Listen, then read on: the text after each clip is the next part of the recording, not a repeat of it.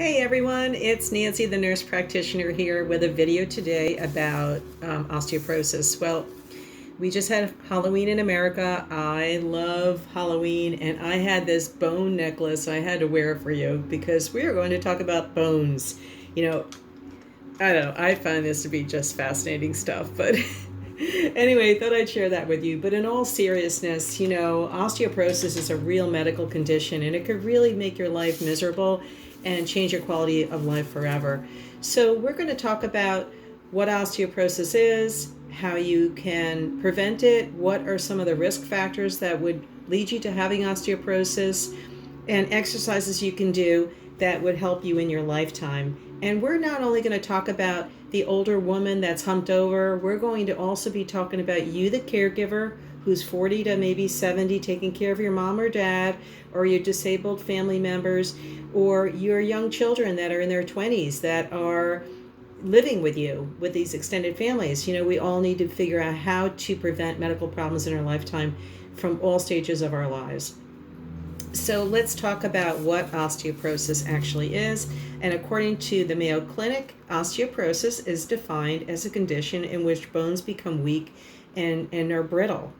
And according to the Osteoporosis International Foundation, 1 in 3 women over the age of 50 will develop that do have osteoporosis will develop some osteoporosis-related fracture in their lifetime, and 1 in 5 men. And did you know that at the age of 20, we start developing our bone density to the maximum? By 30, we have reached our maximum bone density. So you can see how I am concerned about the younger generation and what we're doing now so that we don't develop osteoporosis in our lifetime. So have your kids watch this video as well, younger adults, so that they can see what they can do to prevent osteoporosis. Having a fracture is really devastating for some people. It can change your ability to take care of yourself or others, or have chronic pain for life, and it's just not good to live with because it can just change your whole quality of life forever. So not getting a fracture by reducing osteoporosis is massive. And osteoporosis is affecting over 200 million women all over the world, and it's a very, very serious problem. So let's go over some facts about osteoporosis and who's at risk. First of all, white and Asian women are at higher risk than other people. Okay, and also family history. If your mom or dad had a hip fracture, it puts you more at risk for osteoporosis. Men and women that are small framed, people who have had medical conditions such as, let's say you have thyroid disease and you're on too much Synthroid, it causes a hypermetabolism of your thyroid, works too hard, and will change your electrolytes around, and it actually can cause osteoporosis over time if the Synthroid is not regulated through your blood work. Poor absorption of calcium. People who have had partial gastrectomies or the parts of their stomach removed actually do have poor absorption, and then they can develop osteoporosis. Eating disorders like anorexia, overactive parathyroid or adrenal glands, which are also part of the glands that affect our electrolytes in our body, and if they're overactive, they speed out and move the calcium through too quickly. Autoimmune conditions like lupus and rheumatoid arthritis, multiple myeloma, inflammatory bowel disease, celiac, kidney, liver disease. These are conditions that can cause osteoporosis as well. Also some medications, seizure medications, gastric reflux drugs like Prevacid can cause reduced absorption of vitamins and minerals. So watch how long you're on those. Transplant rejection drugs for liver or lung transplants, and long-term steroid use.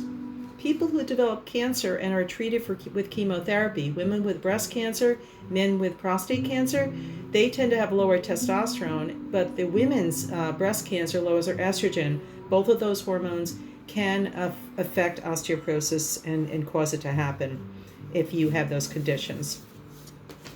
Okay, so I want to take a few minutes and show you what bones look like. Okay, and this way you get to see actually what they're made up of. Okay, so this is a bone, and this is a normal bone. It's made up of holes. And when we think of a bone, we think of it being like a baseball bat, solid like a rock. Well, our bones are living tissues, and throughout our lives, our bones undergo a process called remodeling. And this is where old bone is broken down and new bone is formed to replace it. Bone loss happens as we age, but progresses faster after menopause, so osteoporosis is more likely to occur. So this is a normal bone. You see the holes are little. There's some good solid matrices that are supporting the bones. There's some open areas, but the bone stands up nice and straight. Now look at this bone. This is an osteoporotic bone. You can see, look at how big the holes are, and the matrices are not together, so the holes are not small. The holes are big. You can imagine, and this is a bone that's actually starting to deflate or flatten, and you can see the difference. This one's nice and tall. This one is falling over to the side, and you can see how a vertebra would start to get thinner and thinner, and a sneeze could just break this bone into pieces, so you could see that this is different than a regular bone. Okay, so now I'm just going to talk to you about estrogen. Estrogen is what helps a woman keep her bone nice and strong throughout her lifetime, but and it's involved in the remodeling process. But as the estrogen drops and we become menopausal, and that's when the ovaries stop working and the estrogen is not being produced as much, there is imbalance between the bone removing cells and the bone building cells.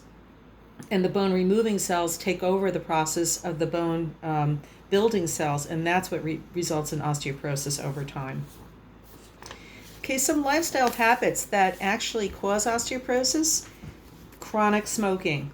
Smoking apparently has nothing good to do for anybody. So chronic smoking is a big deal, and it causes heart disease, lung disease, but it also causes osteoporosis. Being underweight, under 126 pounds, and drinking more than 3 alcoholic drinks a day. Sitting at a job in a chair all day long, or being bedridden because you had a stroke, and you don't move, or you don't weight bear or put your feet on the floor, or you're wheelchair bound and you just transfer and pivot from bed to chair, will increase your chances of osteoporosis for sure.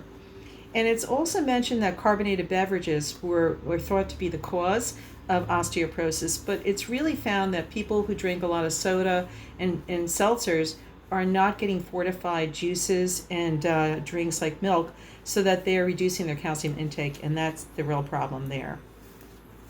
So there is a test called a bone density test, and this test is what's used to determine if you've had osteoporosis and other problems related to it, and it looks at something called a T-score. Okay, so I'm going to show you what people measure when they do bone density. Okay, so this is what bone density is going to deal with, is a T-score. And before we go into that a little bit more, I just want to talk to you about what a Dexa scan is, which is the bone density. It's a dual absorption scan, or bone density. It's done 1 year after menopause, and it's checking your hip and your lumbar spine.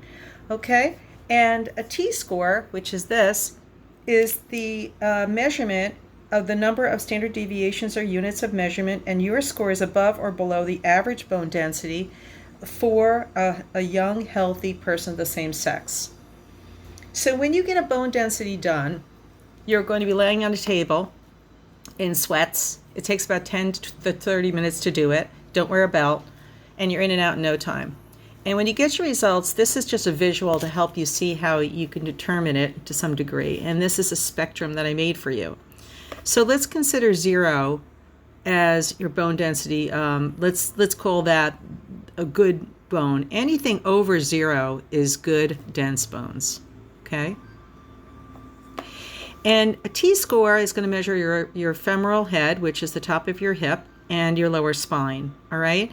Now anything in here is considered to be normal bone. Okay, you're still pretty good. You're just starting to get to osteopenia. Okay. So osteopenia is thinning. Osteoporosis is more of the treatment mode for the holy bones I showed you before. So osteopenia is really right here to 2.5. osteopenia. And osteoporosis is anything negative, more negative all the way, even down to negative 4.0, where the bones get holier, thinner, and that's even more osteoporosis. So the lower or the higher the negative number, the worse your osteoporosis is. So this is osteoporosis, negative 2.5 or higher. Okay, and one more visual while we're at it. I just want to show you this. You know, here is another picture of a bone. This is a normal bone, lots of little holes, lots of matrices holding it together. But look at how you can see through the bone here. You know, this is bones that are really holy and really at risk for fracture, just even from sneezing. And one more thing I should show you, because I love visuals, is this one. Okay, so here is healthy bone on this side, and here is osteoporotic bone on this side. You can see that the femoral head, which is going to be measured on the bone density, is nice and thick, and the holes are very small. But if you have osteoporosis, the T-score is going to be more negative, and you're going to see that in the results here. Okay, and also the spine. Here's the spine of a nice hip, nice spine that is nice and got matrices here, and here is one that has holes, and you can see that this is a spine that's actually starting to crush or get smaller, and the discs are actually getting smushed. So this is the person that's starting to bend over, and this is the person that's still standing higher up. Okay? Okay, so looking at this, here is a skeletal body here, and these are other places that you could fracture that are called non-vertebral. Vertebrae is your back. Non-vertebral fractures. The clavicle, the humerus is the upper arm, the wrist is, you know, right above your hand, your hip, your pelvis. Fractured pelvises, I know I've had a lot of patients with fractured pelvises, and they're terrible. And leg fractures. So when you've had any of these fractures, that's when you should ask to be investigated for possible osteoporosis as well. Okay, so how do you prevent osteoporosis? Well, we talked about smoking. Don't smoke. Limit your alcohol, because that's really important that you do that. You get exercise, and strength training and weight bearing is really important to do for exercise. Walking, jogging, skipping rope, stair climbing. If you do skiing, it's good for your hips, your legs, your spine. But all good, but swimming and ellipticals really work, and cycling all help for cardiovascular. Not that you don't need all of them, you do. But if you really want to help your bones, you need to do weight-bearing exercises. Avoid carbonated beverages and drink better choices of beverages, so you're getting more nutritional value for drinking. And eat foods rich in calcium, in magnesium and potassium. Okay, some of the calcium-rich foods that you should be eating are dairy products, dark green leafy vegetables, canned salmon, sardines with the bones, soy products like tofu, calcium fortified in cereals and orange juice. And you may have to consider a calcium supplement, and that's okay. For men and women between 18 and 50, 1,000 milligrams of calcium is recommended a day. Don't take it all at once. Make sure you take it in divided doses of 500 milligrams so you absorb it, because calcium does not absorb more than that at a time. And if your tendency is to get kidney stones, you will get them. So make sure that you take them in divided doses. And if you're a woman over 50, it's now recommended that you get 1,200 milligrams a day. So then you still have to have divided doses of calcium. Okay, very, very important. Let's talk about vitamin D. Vitamin D is really important to help calcium be absorbed. And a lot of us have low vitamin D if we live in high altitude places, if we are bedridden, and if we use sunscreen a lot, which is in our makeups and a lot of products that are out there, you're not getting your vitamin D. So you may need supplementation. So have your vitamin D checked every now and then. Unfortunately, a lot of insurances don't pay for it, but every now and then you should get it done. And between the age of 51 and 70, 600 international units are recommended, and over 70, 800 international units are recommended. And there are foods that are rich in vitamin D. There's egg yolk, there's liver, which I hate, but there's liver, tuna, oily fish like mackerel. There's also salmon, orange juice, and cheese. So you can get vitamin D in a lot of places. And eating a good varied diet every day, not the same old thing, can really help you get other vitamins and nutrients you need to get through the day and keep you healthy. Okay, so let's go over exercises.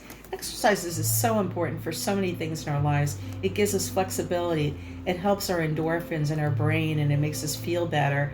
It also helps our heart, it helps our lungs, it helps our muscles, helps our circulation, and it also helps osteoporosis. So just because you have osteoporosis does not mean you shouldn't get exercise. You just have to know what you can do safely so you don't develop another fracture of any kind. A goal of exercise is also to get good muscle strength, improve your balance, decrease the fracture risk, improve your posture, and decrease or reduce pain. And those are all really good reasons to exercise. And one size fits all is not the way it works. You want to do what works for you based on your abilities. So you might want to look into getting something called a fitness test. A personal trainer at a gym, a physical therapist could do this test for you. And what it is called a fitness test. It involves some parameters they check, which is your blood pressure, your heart rate at rest. They also check and ask 7 questions of physical activity readiness. There's your weight and your height, a 12-minute run test to check your endurance, and strength and endurance testing, and also flexibility testing. And all based on that, you can get a program that's safe for you so that you don't get hurt and it keeps you motivated to do it. Okay? So the forms of exercise we're going to go over is the strength training of the upper back, which is really important to reduce osteoporosis or help osteoporosis. Weight-bearing aerobic exercises, flexibility exercises, and stability and balance exercises. Okay? And at the end of this, I want to share with you that the Mayo Clinic has some great exercises on video that you can go on by just going into the Mayo Clinic and looking up osteoporosis and checking out their exercise program. And some really good sites also is the National Osteoporosis Foundation for all sorts of things about osteoporosis that I may not have answered here for you. Okay? And also talk with your healthcare practitioner about things that I may have not mentioned, because it's important to get the whole view here. So let's first talk about strength training. Well, we all know that kettlebells and small weights help us build muscle, resistance bands, and if you could do them watching TV or whatever, it helps you continue to build muscle. Continuing to do something for your upper body is really important. Weights behind your neck, using stuff for your hands, out on the shoulders, anything with your upper back. I love rowing. I think it helps my upper back strengthen. But anything where you're using weights and resistance to help build muscle. Okay? Weight-bearing aerobics like gardening and stair climbing, elliptical machines, walking, and dancing, which is my favorite. Like to dance everywhere. Really helps you just to improve your another way of getting aerobics and also weight bearing. The one important thing I need to mention for people is high impact. If you have osteoporosis, high impact like jumping up and down, trying to touch your toes by bending over, doing sit-ups, and twisting are not recommended unless it's been okay by your personal trainer or fitness trainer. Okay, so try not to do those things because they can cause fractures. And any kind of weight-bearing aerobics does definitely strengthen your hips, your lower spine, and your bones in your legs. Okay, and also helps your heart, as you know, because of the aerobic part. Flexibility exercises. Hey, I did a video on my YouTube channel, Caregiver Success, for you on the top of a boat in a cove, so that you could see exercises where your flexibility and you're sitting on a mat. I have some ones on chair yoga, things that you could do even in a chair or on your bed. You don't have to be on the floor. But I'll tell you what, if you don't get on the floor, you'll never get off at 87. So you need to find ways of getting down on the floor at any age so the floor is not a dangerous space for you should you have a slip and fall. Okay? Important. So check out that video. Moving flexible joints through a full range of motion helps to keep our muscles well. And you should do stretching at the end of a walk when your muscles are warm. Stability and balance is massive. Tai Chi is really wonderful. My father did it up to 94, and he loved doing Tai Chi for balance. It's an Asian exercise program to help your muscles work together to make you more stable and reduce falls. Okay? And like I said, there are 3 exercises in the Mayo Clinic: bent over row, dumbbells, and seated row. And these are all really, really well done on their site. You can check them out. I will try to locate them for you. Check out my facebook.com/caregiver success, and I will put some links there for you if you'd like. And hey, from Nancy the Nurse Practitioner, if you like this video, please join me on my YouTube channel, Caregiver Success, and subscribe and pass it on to people you love. And also check out my book, Caregiver Success. It's written for you about all sorts of things that I found taking care of people in the home that I thought I could prevent medical crisis for them.